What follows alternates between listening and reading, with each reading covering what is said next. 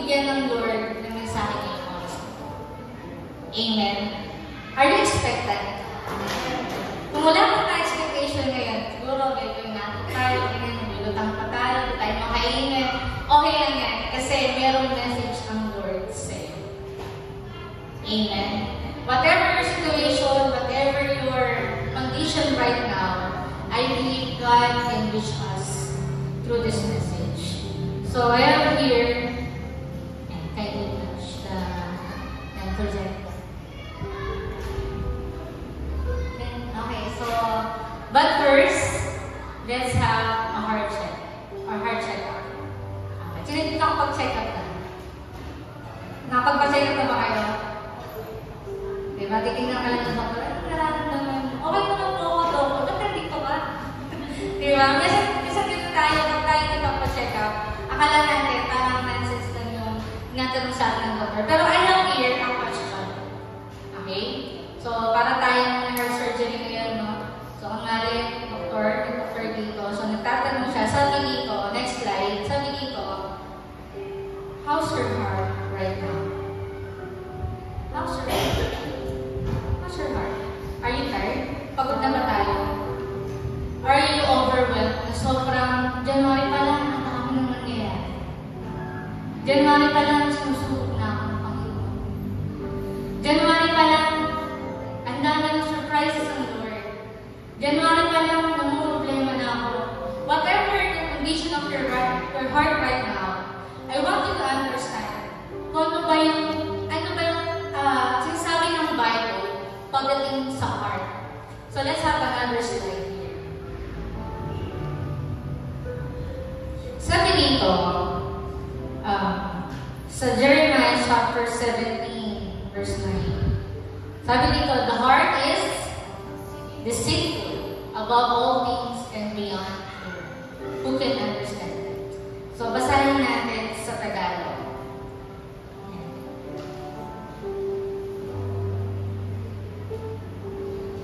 Sa Jeremiah. Meron yung Bible. Do you have your Bible? Ayan. Pwede natin sa app. Pwede rin sa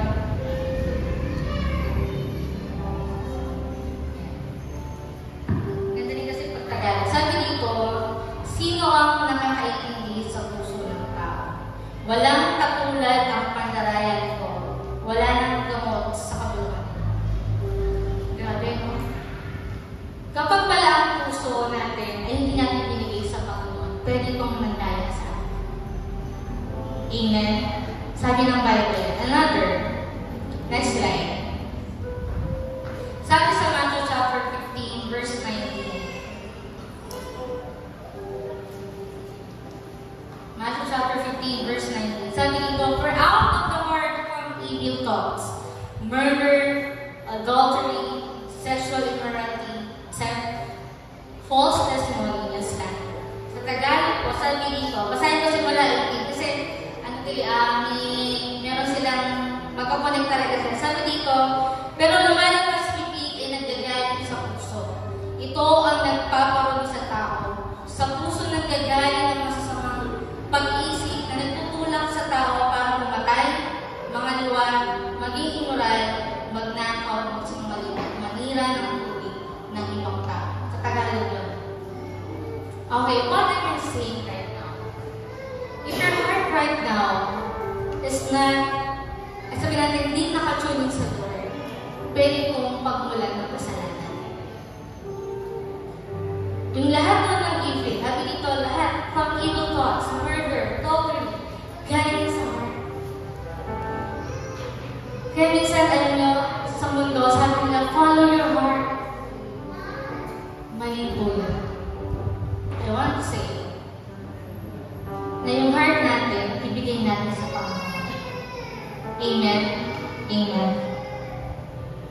Sabi ni Ezekiel, sabi ng Lord sa Ezekiel, chapter 36, verse 26, sabi dito, kaya sabi ng Lord, sabi niya, I will give you a new heart and put a new spirit in you. I will remove from your heart of stone and give you a heart of flesh. Kamusta yung puso natin? Malambot pa ba o matigas na?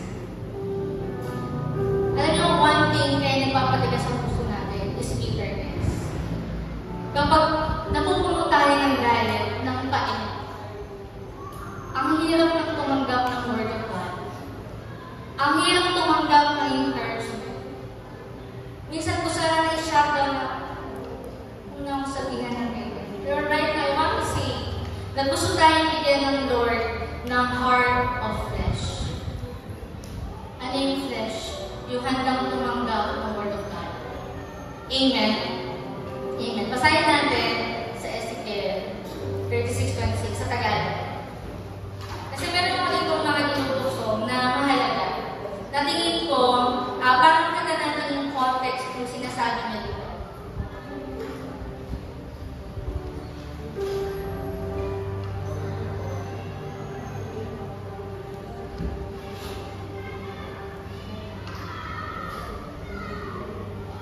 Sabi dito ay,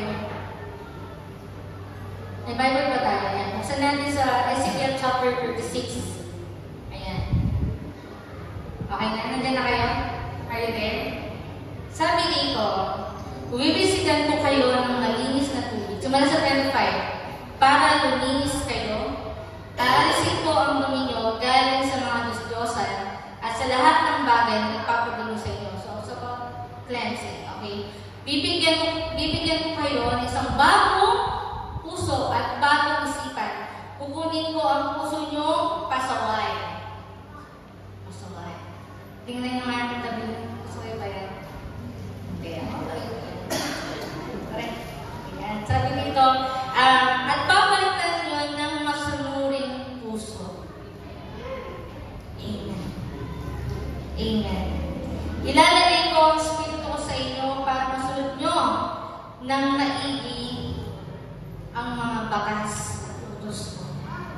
Tanong, saan nanggagaling ang puso na nagpapaturo, sumusunod sa Panginoon? So, next question. Sabi dito, why your heart matters? Bakit pa nagmamatter yung heart natin? Next slide. Sabi sa Proverbs chapter 4, verse 20. Sabi dito, basahin na natin ng malakas. Ready, go. Above all else, guard your heart, for everything you do flows from you. Sa ibang term, sabi doon ay diligence. Pagkabawin mo natin, care. Be careful in your heart. Parang kanta lang. Be careful in your heart. Ibig sabihin dito, alagaan nyo yung puso nyo. Hindi ibang tao mag-aalaga ng puso nyo. Kayo. Kasi, yung nag-aalaga ng puso nyo ngayon, papatibok niya. Baka hindi yung mag-break niya. Pwede. Pero kung naman sana, wala naman tayong ganun ano. Pero ang sinasabi ko dito, your heart is your responsibility. Amen. Sabi dito, sa ibang salin ay, yung lahat daw ng issue ng buhay ay nasa heart. Gawin. Ano yung issue mo? Meron kinalaman dyan yung puso.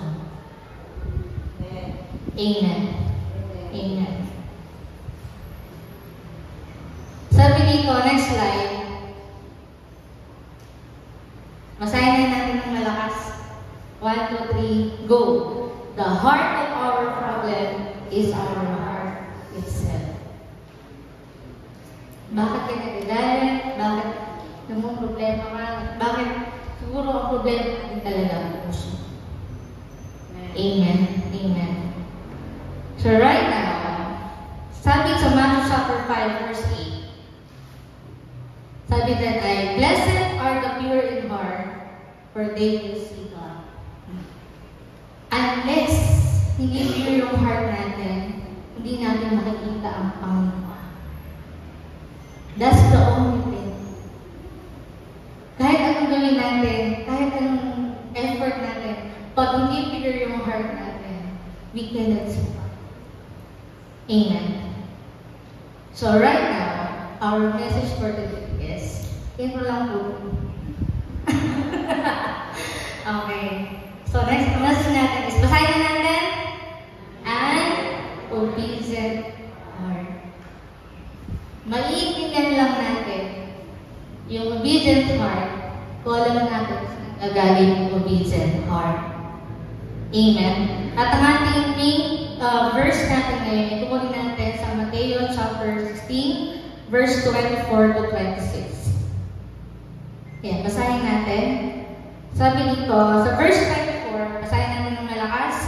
Then Jesus said to his disciples, "Whoever wants to be my disciple must deny themselves and take up their cross and follow me. For whoever wants to save their life will lose it, but whoever loses their life for me will find it."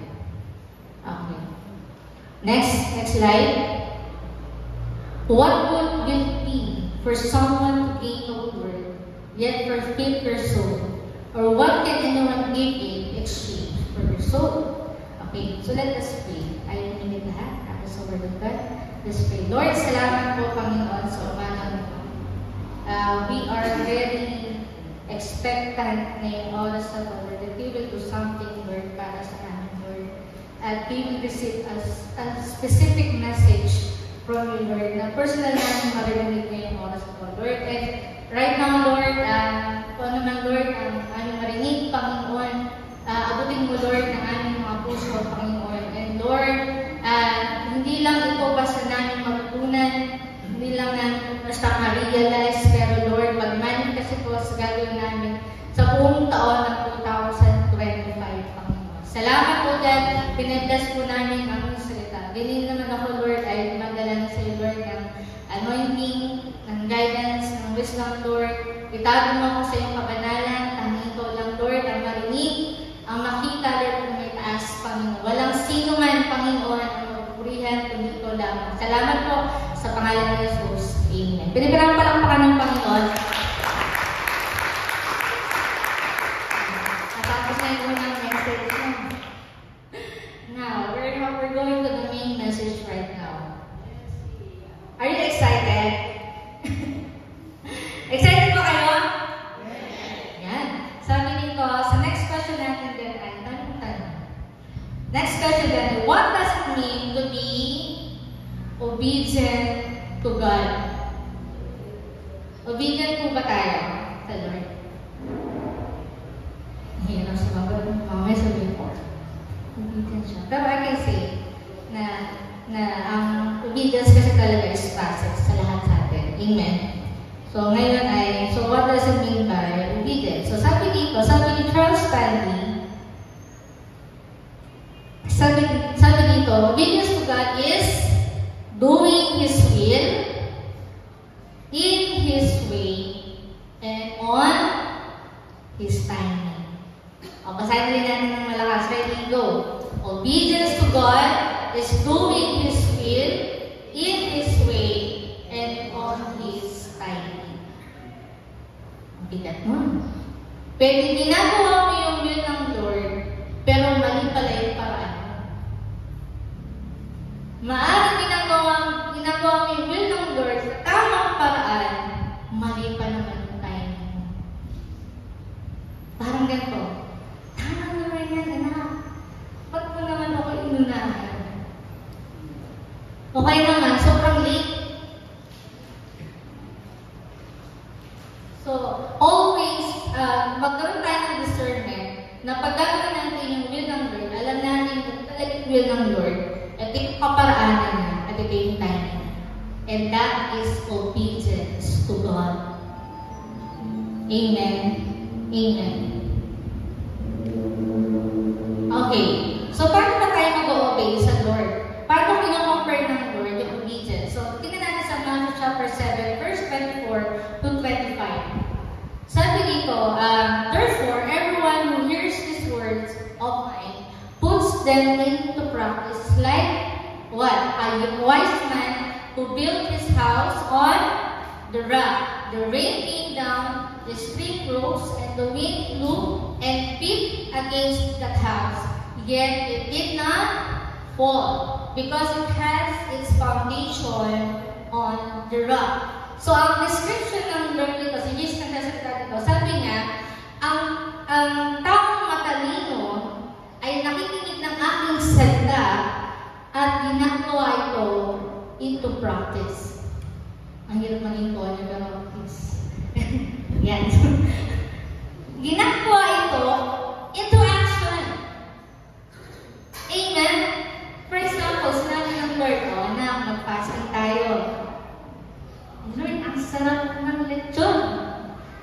Pasko pa naman. Lord, magbabagong taon. Pero once you do that, pag sinabi ng Lord na mag-fasting ka at nag-fasting ka, ang tawag sa'yo, wise man. Kasi, ang tunay na bumubuo, nag-build ng buhay niya kay Jesus ay nakikinig at sumusunod sa Kanya. Amen. Amen. Kaya dito, ang mangyayari daw dyan, pag sinusunod mo daw ang Panginoon, dumating man daw ang ulan, bumahaman niya, lumakas man ang hangin, mananatili kang nakatayo. Kumbaga sa earthquake proof, fire proof, flood proof, ang buhay mo kapag sinusunod mo ang Panginoon. Yes, mahirap sa una. Totoo lang. Ang bibigay lang sa'yo ng Lord isang step. Lord, ano gusto dito? What's next? Minsan ang Lord na sinasabi lang niya, one word, trust. Pero big word yun. Ang sabi lang ng Lord, magbigay ka. Lord, last na ito, bibigay ko ba ito? Pero sabi ng Lord, bibigay. And that is wise kapag ginawa mo yun. Amen. Amen. Sabi dito, next slide, obeying God's word brings firmness to our life. So, another word for natin sa firmness ay steadfast. Another word for natin dyan ay matatag.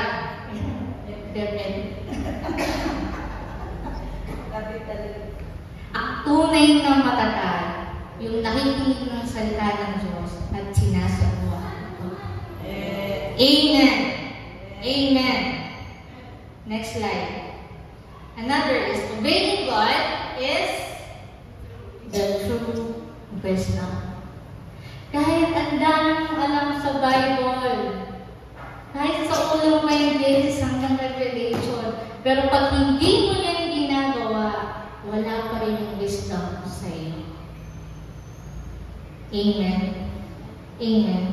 That is the true wisdom. Next slide.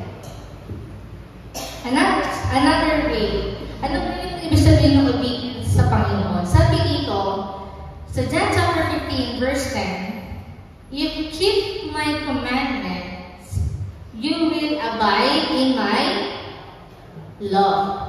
Just as I kept my Father's commandment and abide in His love.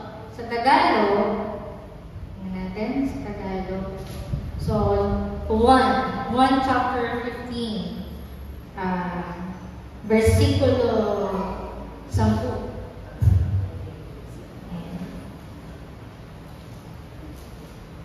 Meron po ba kayong dalang physical na Bible?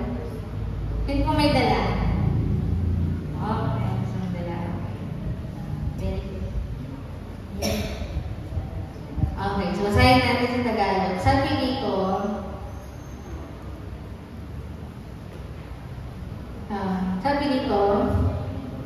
mahal ko kayo, sa verse 9, mahal ko kayo gaya ng pagmamahal ng Ama sa akin. Huwag kayong aalis sa pagmamahal ko. Pag sinunod nyo ang mga utos ko, lagi ko kayong mamahal. Gaya ng pagmamahal sa akin ng tatay ko, kasi sinusunod ko siya. Okay, so let me have a simple illustration. Kailangan ng payo. Hindi payo. Payo. Sa dito na sa kanya. Yan.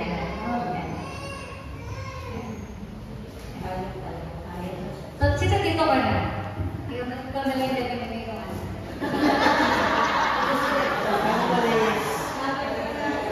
Alin yung utos na installment?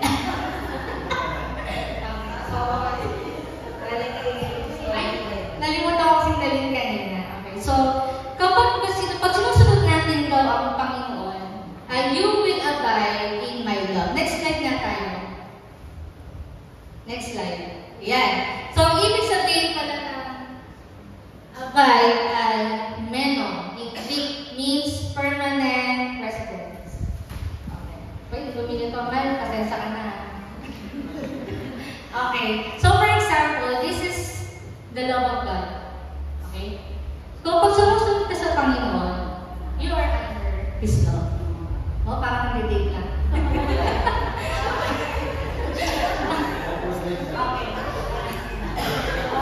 Okay. So, doon parang ito yung love ng God.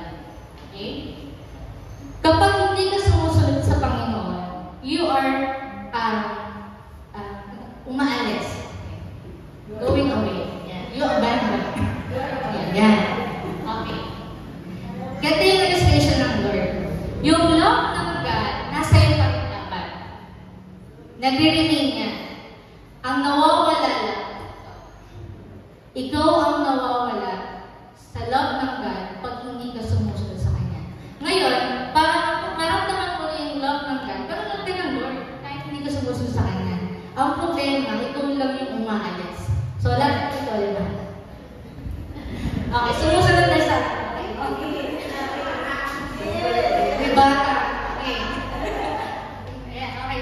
So, kapag manatili kayong sumusunod sa Kanya, you will always be under His love. Amen.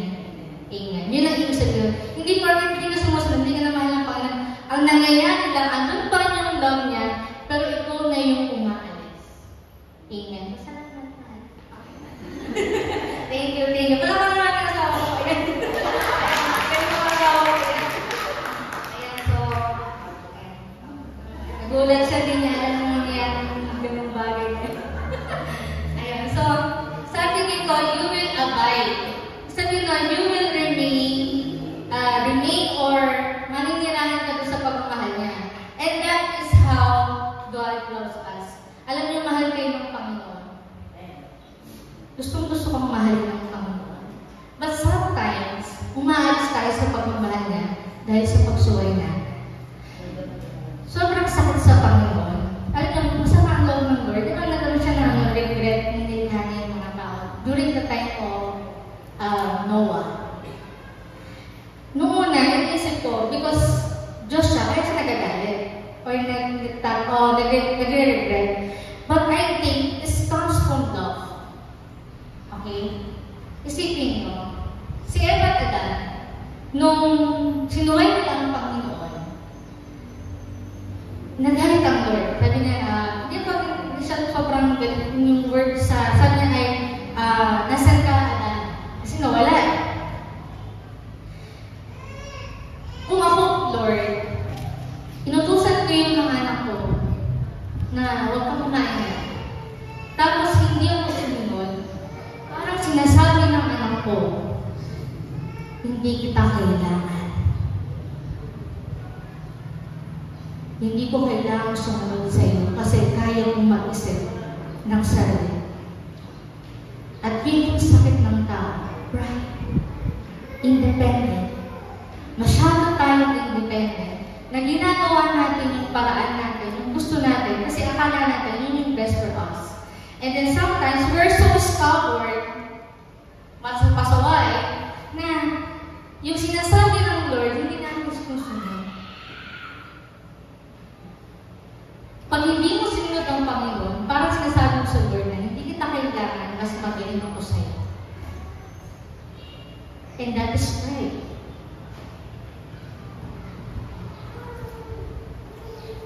The only thing that we can do is to keep His commandment. And hindi ko na nailagay dyan sa slide, pero I want to tell you that God's law or God's commandment is equal to God's love.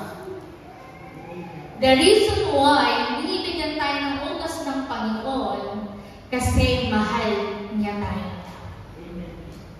That is God's love and God's protection. Pinoprotektahan ka niya. Gusto niyang maging okay ka. Gusto niyang isave yung soul mo. Gusto niyang maging okay yung future mo. Gusto niyang maging okay yung buhay mo kapag sinunod mo siya. Amen. Sa short term, parang iba yung nangyayari. Naranasan naranasan ko yan. Sumunod ako sa Panginoon, I was persecuted, I was mocked. Merong mga tao hindi ako gusto. Merong mga tao na hindi ako ina-approve. Pero tuloy lang. And as I see the bigger picture, yung palang utos ng Panginoon ay hindi lang sa akin, kundi para rin sa iba na sumusunod sa Kanya. Kasi kung ako ay hindi sumunod sa Panginoon, paano na yung ibang susunod sa akin? Paano yung mga alagaan ko? Paano sila? Amen? So next slide tayo. Next slide.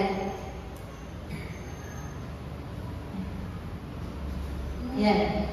So have to have an obedient heart. So doon na tayo sa ating main verse. So number 1 is check who you are one to follow. O check who you really want to follow. Okay, basahin natin yung Matthew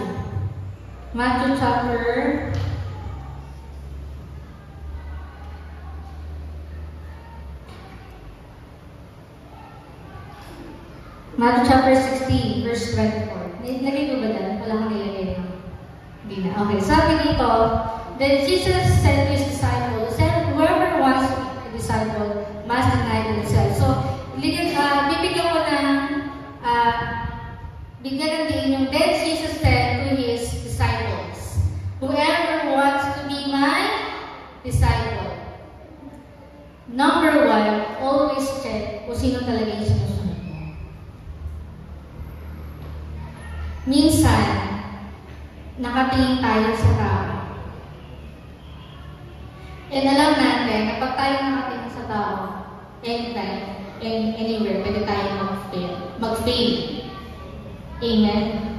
Pero pag sa Diyos tayo tumitingin, sumusunod, hindi niya tayo ibigo. Kaya yung ano kinakanta nila, panghawakan natin. Maybe people will fail you. Maybe situation may fail you. Nakatingin tayo sa sitwasyon. Sunod na, ang ganda kasi ng sitwasyon eh. Ang daming rapol. Ang sarap ng church. O kaya naman, ganda ng panahon. O kaya may aircon. Sarap. The condition. Dahil yun kung tayo nakabagay. Saan ba talaga tayo nakabagay? Saan ba tayo talaga nakatingin? Sa pagsunod natin. Nung si Peter ay tinawag ng Panginoon out of the boat, tandaan niyo ba yung kwento ngayon? Doon na nilagay na.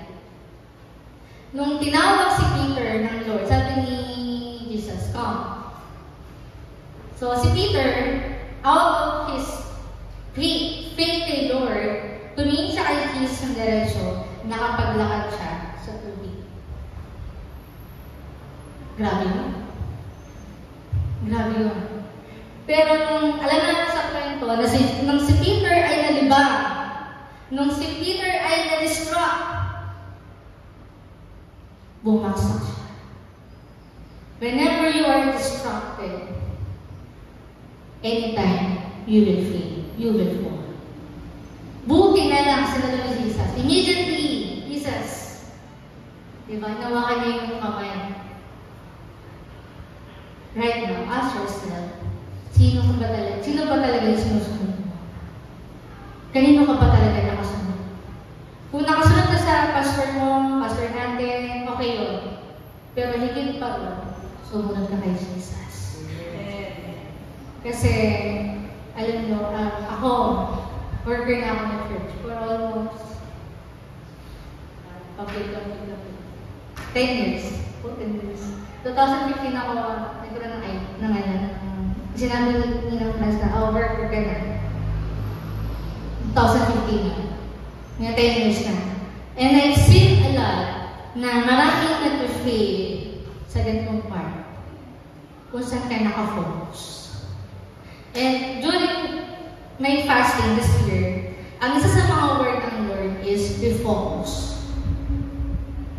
Kasi last 2024, I believe some of us had been distracted. Kung na-distract ka through entertainment, kung na-distract ka through some failures, mahirap to. Minsan, pag nakita natin na nanghihina na yung leader ko, manghihina na rin ako. Late na yung katabi ko, late na rin ako. Ba't na sila to late?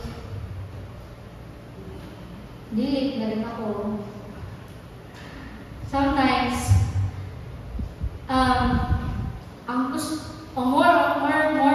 moreover, mas lamang sa atin, yung nakikita natin ngayon. Yan. Yung physical. But, as we seek God, dapat ang nakita natin kung paano tumingin ang Panginoon. Yung sitwasyon na to, paano natin tinitingnan? Kasi po, minsan, yung paraan, hindi po paraan ng Panginoon. Yung ating iniisip ay hindi yun ang iniisip ng Panginoon. So, paano natin ma-focus yung utak, ang ating isipan at ating puso sa Panginoon? Number one, know Him. Know Him. Kilalanin mo si Jesus. Basahin mo po. Mandan ka ng mga Facebook. Kilalanin mo siya. Kasi pag kilala mo si Jesus, mas mabilis magtiwala. Iba yung bonding. Iba yung conversation niya. Iba yung prayer life mo. Kasi kilala mo si Jesus. Amen. Another is, paano tayo makapag-focus sa Lord? Number two is, know His will. At yung word ni Jesus. Maganda yung nababasa natin ng Bible, maganda rin naranasan natin ng Panginoon. Kailangan talaga natin malaman yung will ng Panginoon sa buhay natin. Lahat ng decisions, ano yung major decision natin? Course, magiging asawa, ministry, or purpose mo sa Lord. Kailangan mo isip lahat yun kung ano yung will ng Lord sa buhay. Kasi, pag nag-fail ka dyan, sa tatlong yan, ang hirap ang tawagan, yung babawi, ang hirap pumawi. Naririnig naman ng Lord, nare-restore. Pero ang hirap pumawi. Halimbawa, pinili mo tong job na to. Pero hindi naman pala yung will ng Lord. Napalayo ka lang. Ang sabi sa amin lagi, sa kabataan kami, sa mga youth, sabi nila, pag ipili ka ng trabaho, yung hindi maglalayo sa'yo sa Panginoon. Amen. Amen. So kung meron kayong mga trabaho kayo, make sure yung trabaho niya, ilalapit ka niya sa Panginoon. Amen. Kaya minsan, pag hindi tayo nakakita sa trabaho, okay lang yun kasi hindi yun ang kalooban ng Panginoon. Amen. Once we're rejected, sometimes or moreover times, yan ay protection sa iyo ng Panginoon. Amen. Meron naman, na-reject ka ng tao. Okay lang yun kasi hindi siya yung para sa iyo. That is God's protection to you. Amen. Yung mga failures natin, yung mga ginawa natin na fail, minsan alam nyo, yun yung way ng Lord para protectionan ka. Alam niyo po, nag-apply ako sa call center. I was so thankful. Sa last level ng testing namin, sa may nesting yun, sa may mga level yun. So, nasa last level na ako, buti na lang hindi ako nakapasa. And I was so thankful. Kasi dinala niya ako sa field na dapat nandun ako. Amen. So, pag-pray natin yun, kung ano man yung trabaho. Sa asawa, pag-pray natin yun sa mga youth, siyempre, you have a freedom. You have the freedom. And gamitin niyo yung freedom na yun para sumunod sa Panginoon. Amen ba yun? Buti na lang asawa ko, Kristiyano. Ang hirap at hindi. I mean, ang hirap. Actually, imagine ko kasi kami yung dalawa niya. Nagka-clash pa rin kami. May kanya kami culture. Ngayon, kung sa bagay na faith in God ay hindi kami magkakasundo, wala na. Hindi siya ang hirap.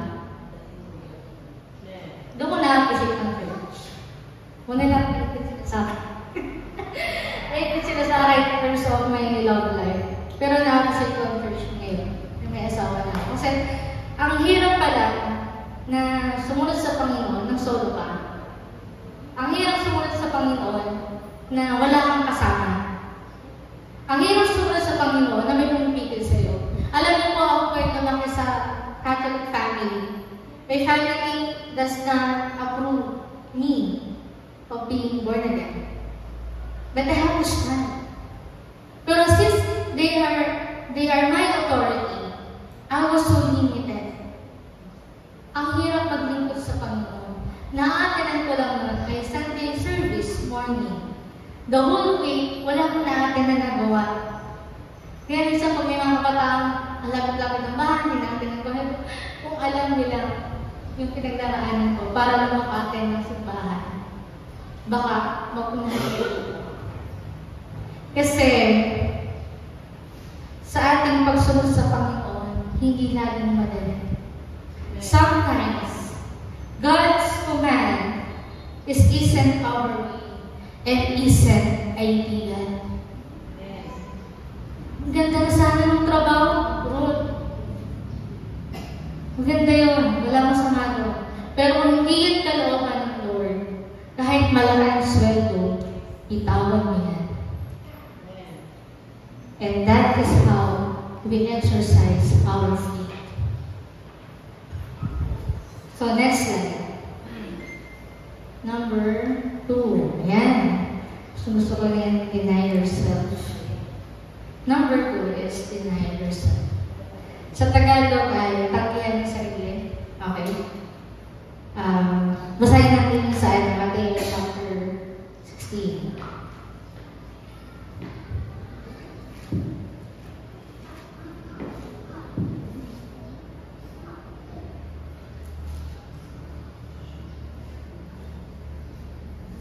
Kung meron kayong Bible, Matthew chapter 16 verse 24, 25.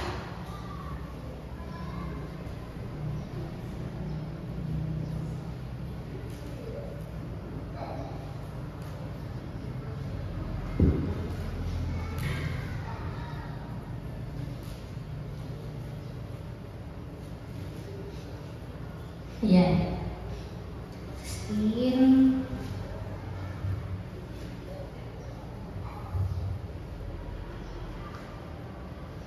Sabi dito ni Jesus, kung gusto niyo sumunod sa akin, kalimutan niyo dapat ang sarili ninyo.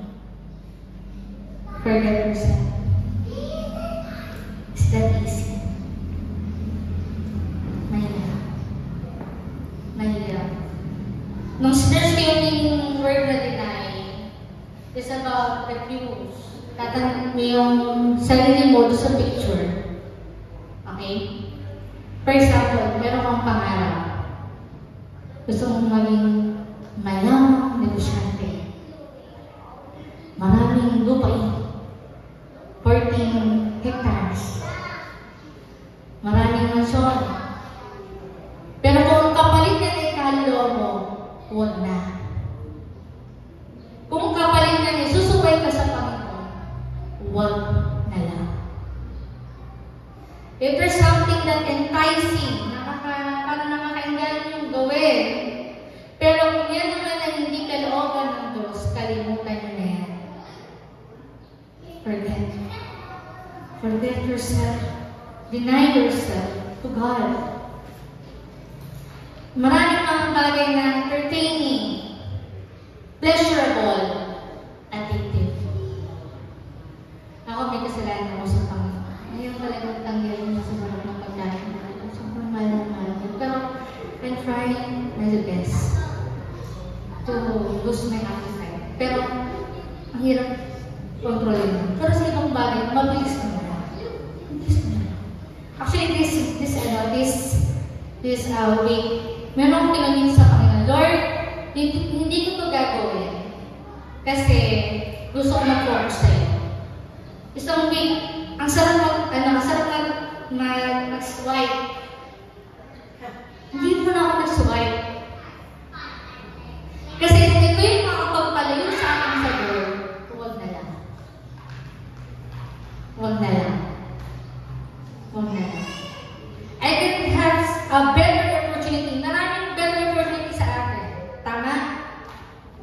Di ba? Pero kung hindi ka naman tinawag ng Panginoon doon, huwag kang pupunta doon. Amen. Amen. I always, noong bata ako, kabataan ko, 17, 18, 19, 20, 21, 29, akala ko noon, mature na ako. I thought, I was so mature. Alam ko na po ito, Lord. Nabasa ko na yan.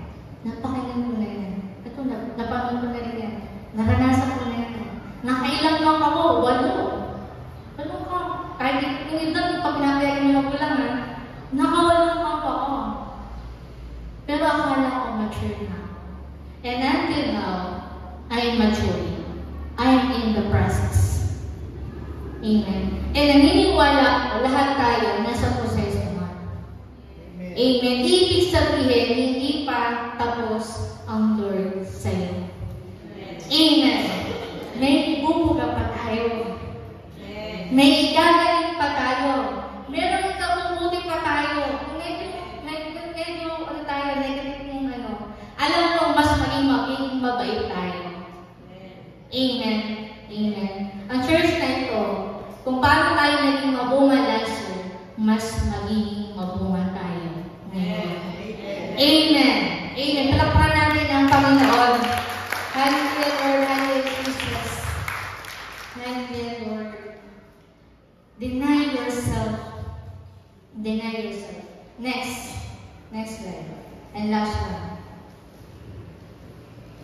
Sabi dyan ay, take up your cross. Okay.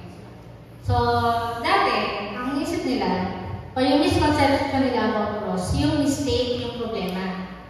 Okay. Naalala ko yung kwento ni Pastor dito, nung sinasabi niya nung sa part ito. Sabi, take up your cross. Kung hindi nagpapahirap sa'yo, buhatin mo. Okay? So, ginawa ni Mr. Pag-uwi niya ng bahay, binuhat niya si Mrs. Binuhat niya. Sabi ng mga asawa, huwag mo lang binuhat.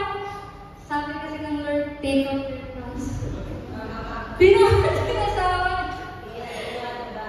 Hindi niya nakalimutan.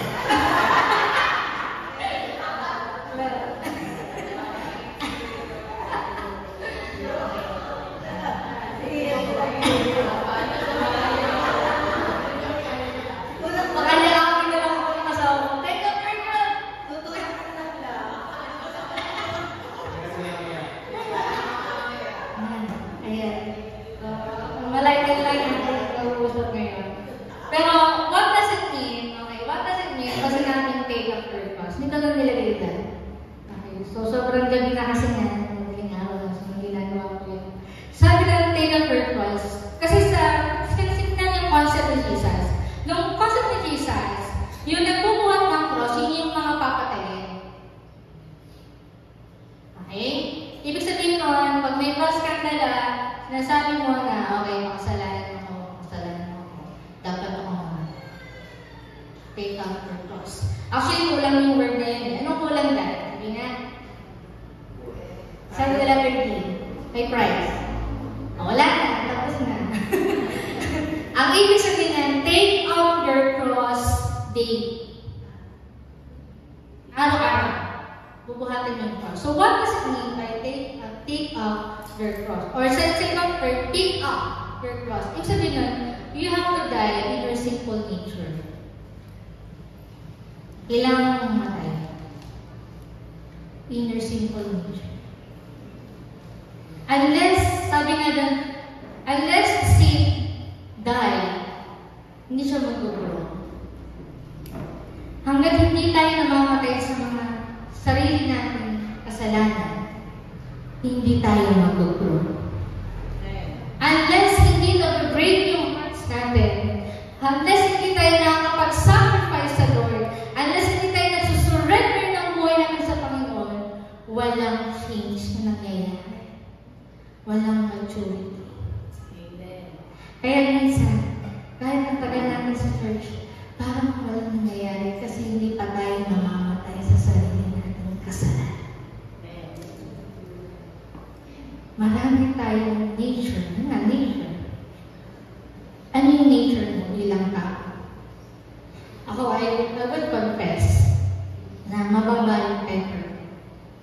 Hindi lang halata, kasi nasa church. Pero pag nakita na ako ng mali, I was so parang, sipa. Pag may nakita akong ngini or may mali siyang ginawa,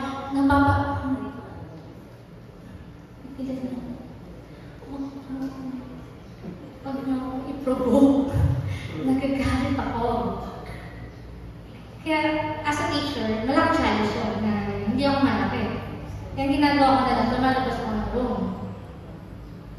Tapos ginagawa ko na lang, give me 5 laps. For, ito na, medyo kakalma na ako ng kapito. Ako talaga yung kumakalma, hindi yung bata.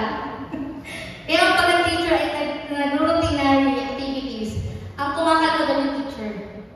Kasi talagang yung emotion is very tough. Mentally tough yung anong trabaho bilang teacher. And lahat tayo, hindi naman extended sa ganung bagay. Minsan, tinetest talaga ng kaaway yung nature natin. Sa mga kabataan, yung kabataan, kasi nakalabas na ako sa inyo na yan, medyo makakapag-example na ako eh. Ang isa sa mga kahinaan ng kabataan is emotion. Emotion. Pag kasama niya yung mental. Kasi ako noon, ang tinira sa akin ng kaaway talaga is my emotion. Hindi ka niya bibigyan ng physical na trabaho, mahirap. Ang bibigyan niya sa'yo mga pain, brokenness, breakups, ganyan, abandonment, madami yun. At during yun, kasi yun yung crisis, during kabataan, doon may detail yun. Ngayon, kung paano mo sa detail during your youth days, mga youth, yun yung magiging pamantayan kung magiging adult ka. Anong magiging buhay mo as an adult. Pag hindi mo inalis yung kabataan mo, at nagpa-banding-banding ka na, okay lang, next na ako kasi ka, hindi na ako mag-aaral, itigil na ako, hindi na ako magkatrabaho, magiging tama na lang ako. Pag ginawa mo yun, pagdating mo sa future, ang hirap bumawi. Alam niyo ng mga adult. Kasi iba ang buhay ng adult. Iba ang buhay ng may pamilya. Iba ang buhay ng susunod. Ang hirap. Kasi wala ka nang mapamaskuhan. Tama! Mas malaki tayo pera ng baka. 1,000. 1,000. Mahal na lang pera. Pag ka nang mapamaskuhan, kinuha na ako. Sa totoo lang, di rin ako makinig sa nanay ko. Yun naman dyan. Nanay naman. Pag alam niyo wala na akong pera, tinatanong naman niya ako, kaya pa. Kasi gano'n lang kami, gano'n ang adult. Di ba? We have to be strong. Amen. Mga kananay, mga katatay, alam niyan, you know what I say. We have to be strong. Pero pag kapatan, ganito yung lumamig sa nanay naman. Pang-samgyup naman. Di ba? Pero once you're an adult, you have to be adult. You have to act like adult. Amen. Amen. So take up your cross. You have to take up your cross. Ano pa yun? Ano pa yung mga kailangan suko sa Panginoon? Yung ating mga wants. Ano yung mga gusto natin? Pag yan ay hindi kalooban ng Panginoon, i-surrender mo sa Lord. Amen. Kung meron na tayong mga sa sarili natin na ginagawa natin na minsan, parang ang hirap ibigay sa Panginoon kasi pag binigay ko Lord, feeling ko, kulang ako. Kailangan ko talaga ito. Pero pag yan binigay mo sa Panginoon, doon ka mag-grow, doon ka magiging mature. Amen. Sindihan natin, pag-isip ng maaga. Pag-isip ng maaga. Pupunta sa church. Kapag Saturday kasi, ito yung pahinga ng lalaba, magbubugas. Nakakapagod yung Saturday kasi makakasyal-pasyal natin. Pagdating ng gabi, siyempre, prepare ka na. Pagdating ng umaga, ang sarap nilata. Pero mga bago lang sa Sunday, parang sarap umiga. Ang sarap magbabahan, ang sarap. Kailangan mag-church. Pero when you surrender that to the Lord, Lord, pag Sunday, mag-church ako no matter what. Kahit ang sa buhay, kahit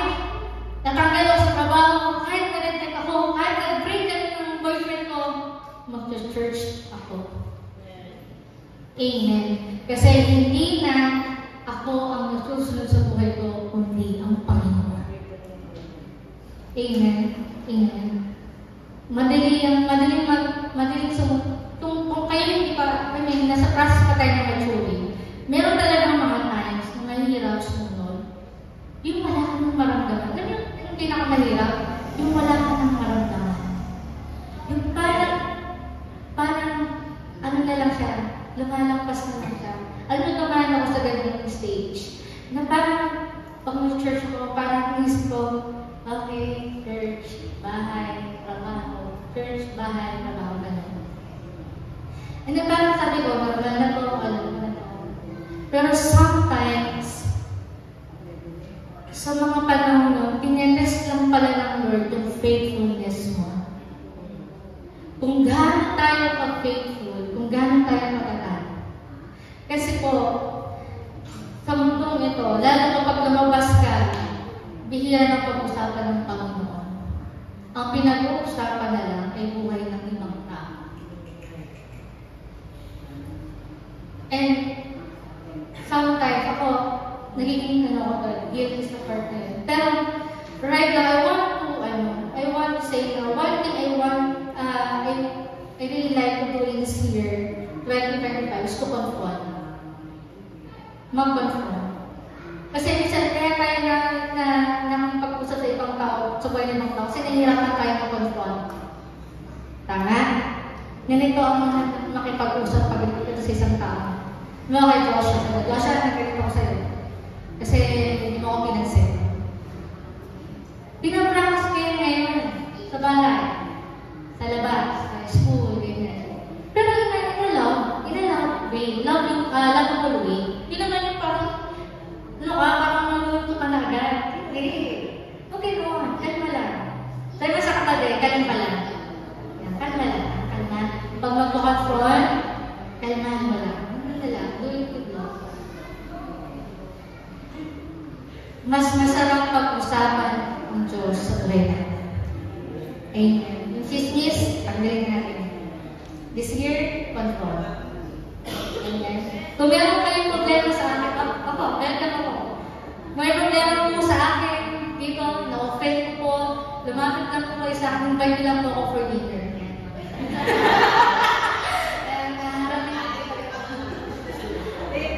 Tapos lang po akong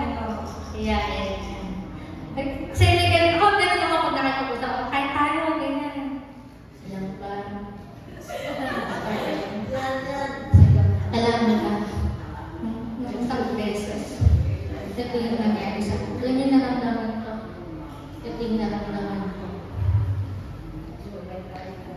Narapan talaga, at least, habang kumakain, hindi kumagana yung pakatama.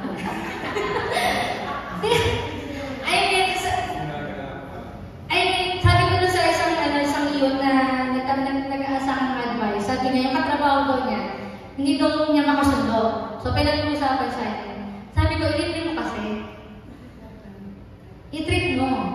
Pag na-treat mo yung tao niya, nilagyan mo ng pizza, yun ang matatandaan niya sa'yo. Sabi niya, sino ito, Sheila. Para wala nang masaktan. Baka yung masaktan eh. Sheila, ano yan? Insensitive yan. Pero huwag ka, nagpasisip yan.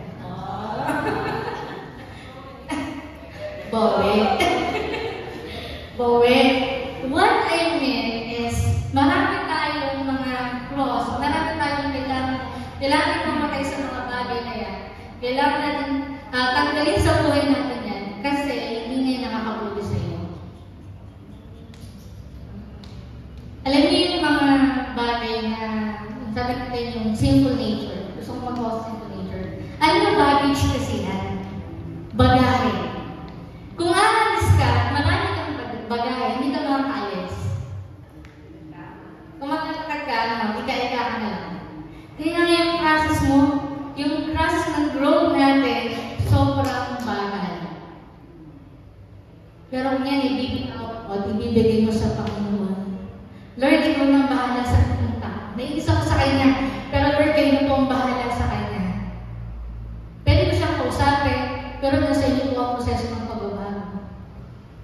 Amen. Kasi minsan nilagay natin sa ating mga palit lahat na parang kaya namin gawin ko. Pero alam niyo po, one thing I've learned as an adult is to release yung mga bagay na nagpapabigat sa akin. To release at ibigay sa Panginoon. Ano sabi ng Lord sa 1 Peter chapter 5 verse 8? Wala na dyan. I cast all your cares upon Him, for He cares for you. Pag sinabing cast, throw. Okay? So, ibigay mo daw sa Panginoon. Yung lahat ng cares, lahat ng nagpapabalisa sa'yo, ibigay mo sa Panginoon. Amen.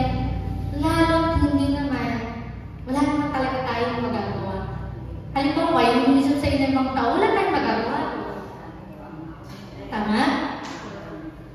Yung bang, siyempre, we can be respected and we can be loving. Pero yung iisipin nila sa atin, hindi natin kayang kontrolin. And that is out of our hands. Pero kung iniisip mo pa rin nun, ibigay mo na lang po sa Panginoon. Amen. Amen. So next slide. For conclusion, ang sabi dahil, obey God. 2 words. Pero yung obey God na yan ang magdadala sa iyo sapat na binigay sa iyo ng Panginoon. Amen. Maaaring may decisions tayo na nahihirapan tayo mag-decide kasi nagko-contrast yung utak natin. At minsan, ang decision hindi naman between good and bad. Ano yung decision? Good versus best. Ang kaaway ng best, good. Bakit? For example, okay naman itong trabaho. Maganda naman. Hindi naman ito masama. Pero ang tanong, yun ba yung best na galing sa Panginoon? Marami tayong choices. And we always need to discern kung ano talaga yung sinasabi sa atin ng Panginoon. Amen. And we have our own decision to make every day. At yung decision mo ngayon, hindi agad yan mag-effect. After 1 year, mararatan mo yung effect na. Especially in major decision. Kasi yung decision, kayo ngayon, yan yung decision nyo in the past. Kaya kayo nandyan ngayon, kasi meron kong naging decision in the past. Kaya kayo nandyan. And that is a good decision. Kasi nasa church kayo, nasa Lord kayo. Sabi ko nga, if I would spend my time, mga pag-day, lumabas kami niyan. Tayo sa kapalalayan. Pero ako sa Sunday, sa Lord. Decision. Obey God. Kahit hindi laging pleasurable, hindi kasi lahat ng pagkakataon ay bibigyan tayo ng Lord ng magandang sitwasyon para sa mundo. At hindi laging may kasama sa pagsunod. Minsan, solo mo na lang. Minsan, parang nakita mo yung mga kasama mo sa bahay mo, kaya may makita ka sa paligid mo, ilan na lang ng church, ilan na lang nililipod sa Panginoon. O kaya yung mga church, minsan, nahihirapan ka pa rin kasi tingin mo solo ka, sumunod ka pa rin sa Panginoon. Amen. Next slide. Yan, meron tayong even if obeying ang mali yung sentence mo. Pakura na lang. Obeying, tagalin ng ING. Obeying God, even if yan. Obeying God, even is hardest thing. Wala yung do. Pakura. Ako na lang magpupuno ng mga pagkukulang. Pero kasalanan ko ng kuya. Ayan. Ewan ka. Dinulog ko naman ito. Amen. Obey God, even it is the hardest thing. Kahit meron ka ng kaaway ng pinakamadali, sundin mo rin ang Lord kahit yung pinakamahirap. Amen. Amen. Kasi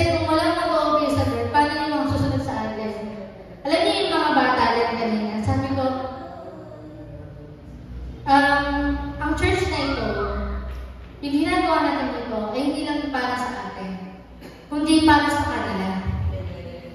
If we don't stay or if we don't do yung will ng God sa buhay natin, paano yung magiging anak natin, apo natin, at susunod pang generation. Kasi ang Lord, kapag tumingin siya, hindi lang siya nakatingin sa'yo, sa lahat ng susunod pa sa'yo. Amen ba? Amen. Yung mga anak natin, maging anak namin iyan, kung hindi kami susunod sa Panginoon, ano magiging buhay ng anak namin? At sa mga kabataan, yung future nyo, pag nagkaroon kayo ng pamilya, let's have this decision na sumunod sa Panginoon. Amen. Next slide. Obey God even it is unpopular. Kahit hindi na uso. Kahit hindi parang sikat.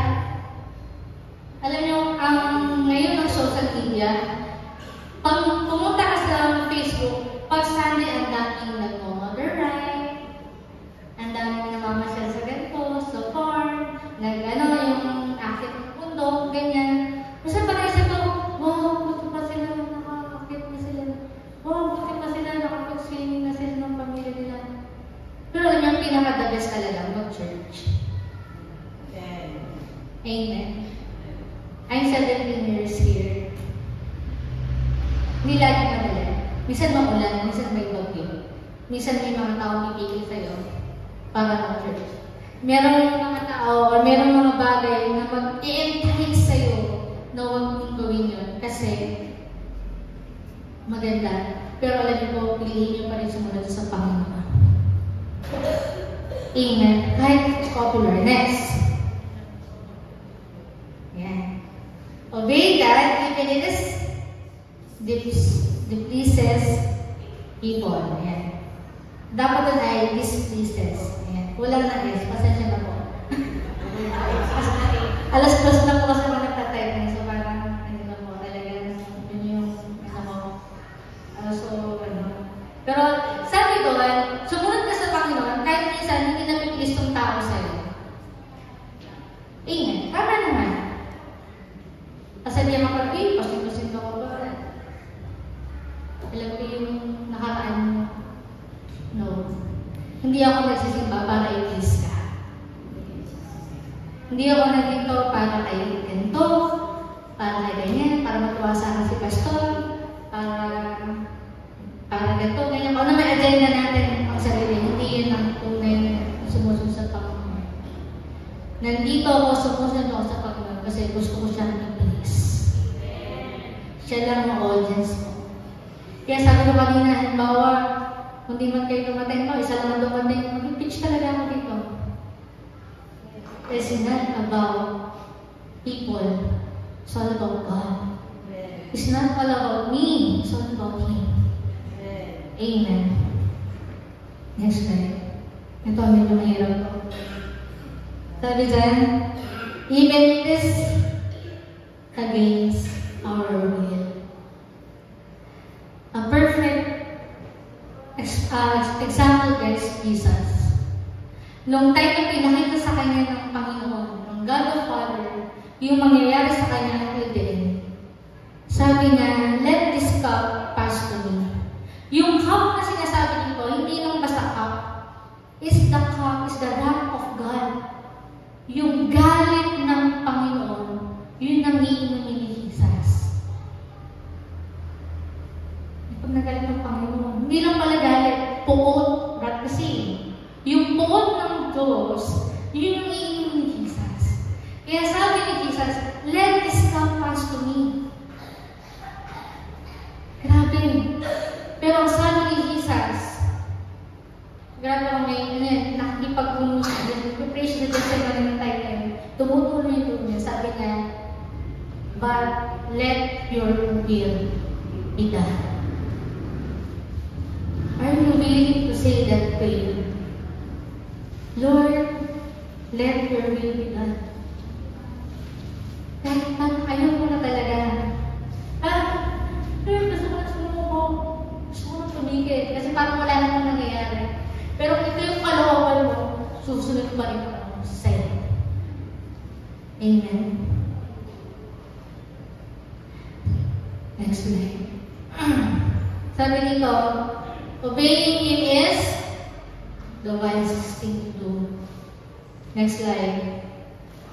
Obeying Him is the safest thing to do. So, maging safe. Obey. Next. But obeying Him pleases Him. Natutuwa ang Panginoon every time we make a decision to follow Him. Ang unang sumasaya, ang unang nagaganap kapag ginagawa ang kalooban ng Panginoon, ang Diyos na nakatingin sa'yo. Ang galing ng ano ko. Napakamusulit. For this is my Son, my beloved Son. Ito nga po minamahal. Nung nakita ko si Jesus, nung nagpapagtay si Jesus, this is my well-beloved Son. Ganon tumingin ang Lord sa anak niya. At anak ka ng Panginoon na minamahal ngayon. And until forever, today, tomorrow, until forever, minamahal ka ng Panginoon. Amen.